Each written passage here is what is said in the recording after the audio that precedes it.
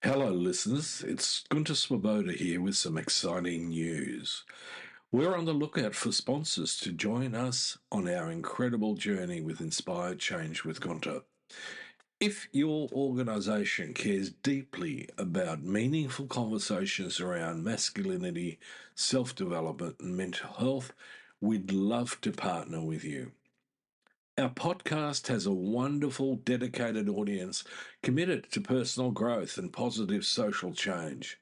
By sponsoring Inspire Change with Gunter, your brand will connect with listeners who truly value thoughtful discussion and support initiatives that promote real transformation. We're incredibly proud to be ranked #1 in Australia and #5 in the USA on FeedSpot's top men's mental health podcasts to listen and follow in 2024. With an average of 50,000 downloads per episode each week from listeners all around the world, our reach is significant and growing. For more information on how to become a sponsor, please reach out to Miranda Spigener-Sapon, our showrunner and executive producer. We'd love to explore how we can work together to inspire change. Now, thank you for your continued support, and let's keep inspiring change together. You're listening to Inspire Change, a broadcast that strives to educate, motivate, and empower men to challenge traditions of masculinity.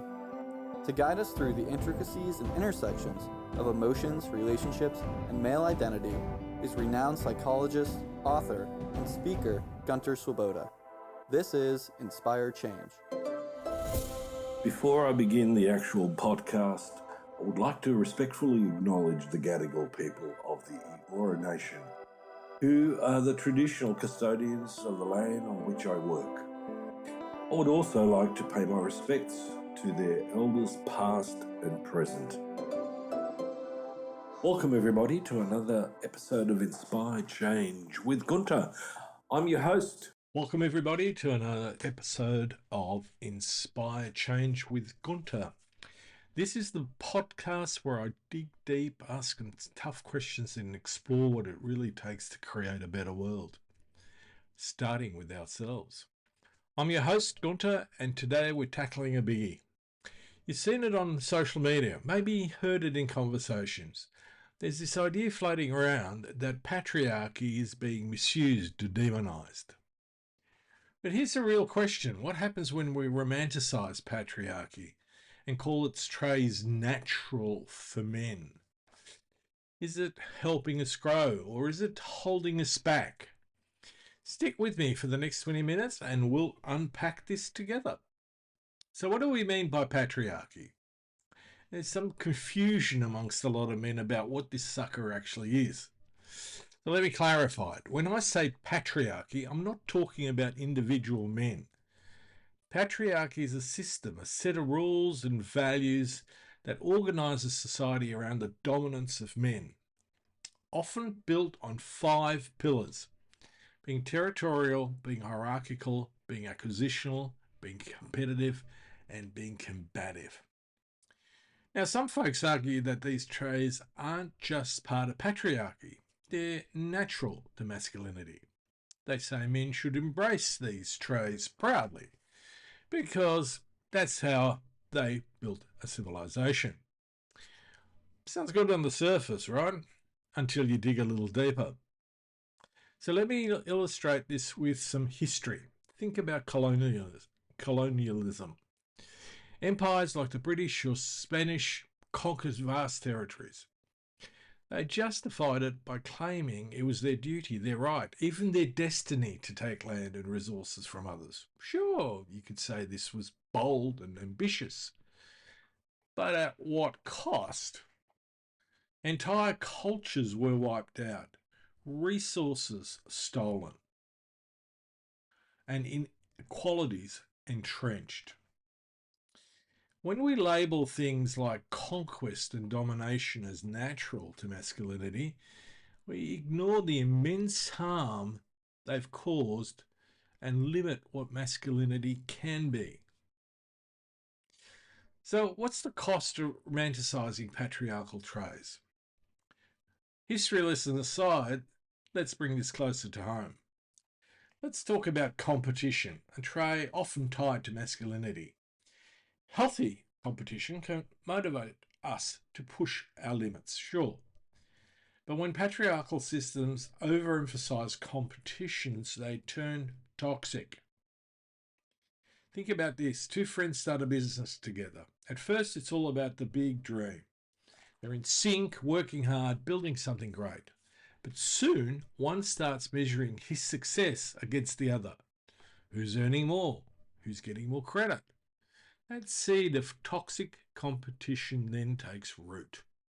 Instead of collaboration, it becomes a zero-sum game. This isn't just about business. It happens in families, sports, and even friendships. Why? Because the patriarchal script tells us men that we have to win. Losing isn't just failure. It's a blow to our identity. And then there's combativeness. When you hear that word, you may think of bravery, or you might think of standing up for what's right. That's one side of it. But what happens when combativeness spills over into our daily lives? So picture this. A dad gets home after a tough day at work. He's been under pressure, grinding to meet deadlines, feeling like he's constantly under attack. So when his kid spills a glass of milk, he snaps. Not because of the milk, but because society's combativeness taught him to always be on edge, ready for battle. Patriarchal systems tell us combativeness is a strength, but too often it isolates us, makes us reactive, damages our relationships. And there's some good neuroscience in that. Fundamentally, our fight-flight mechanism tends to always be on. But what about the psychological trap? When boys grow up in a world that values acquisition, hierarchy, and stoicism above all else, they learn a simple lesson. Emotions are the enemy. Let me share a story. A man named Chris, made up, came to one of my workshops. He was in his 40s, a father, a husband, successful by most standards. But he felt empty. He said, I've spent my whole life climbing the ladder, and now I'm at the top, but I don't even know what I'm climbing for anymore. That's the trap. Patriarchy pushes us to acquire, whether it's money, power, or respect, but it rarely asks us why we're doing it or how it serves us. And when we finally stop to ask those questions, we feel lost, alone, and alienated. Chris admitted he hadn't cried in years, not even when his kids were born, not even when his dad died. That's the cost of emotional suppression. A psychological toll that leaves men disconnected from themselves and the people that they love. So, what are we missing? Here's the real tragedy of romanticizing patriarchy. It blinds us to the full range of what masculinity can be. By clinging to these rigid traits, we limit ourselves. Think about teamwork. In a patriarchal system, it's often dismissed as soft or feminine.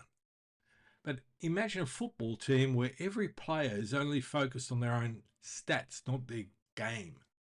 They lose every time. Real strength, real masculinity comes from collaboration, from lifting each other up. What about vulnerability? Patriarchy teaches us that vulnerability is a weakness. But some of the strongest men I know are the ones who can admit when they're scared, when they're struggling, when they need help. That takes real courage, a different kind of bravery than what patriarchy celebrates. So where do we go from here? How do we move beyond the myth of patriarchy and reimagine a masculinity in a way that serves us better? First, we have to challenge the narratives that we've been taught. Start asking yourself, who benefits from the idea that men have to dominate or compete to succeed? What does it cost me to live by those rules? Second, embrace qualities that patriarchy dismisses. Empathy isn't a weakness, it's a connection. Collaboration isn't compromise, it's a strength in numbers. Vulnerability isn't failure, it's authenticity. And finally, we need each other. No man changes in isolation. Build relationships with other men who are willing to have these conversations, who want to grow, who are ready to challenge the old ways of thinking. So, here are my closing thoughts for this podcast. Here's the truth. Masculinity doesn't need to be saved from critique. It needs to evolve. When we stop clinging to outdated ideas that come from patriarchy and start exploring what masculinity can be, we create room for strength and softness, for aspiration and connection, for bravery and vulnerability. Let's stop romanticizing the past and start building a future where all men can thrive. That's how we can inspire change. But by starting with ourselves. So thanks for tuning in today. I know this is a little bit of a short one. At some point in the future, I'll explain why that might have been the case. But if this conversation sparked something in you, share it with a friend and let's keep the dialogue going. Until next time, I'm Gunter, reminding you, change begins with you. This is me signing off. Love to hear from you. And if you're interested, please check out my work on www.guntersvoboda.com or www.goodmengreat.com. Thank you for listening to Inspire Change, a broadcast that strives to educate, motivate, and empower men to challenge traditions of masculinity. For more information on the Making Good Men Great movement, or for individual or group coaching sessions with Gunter, visit goodmengreat.com.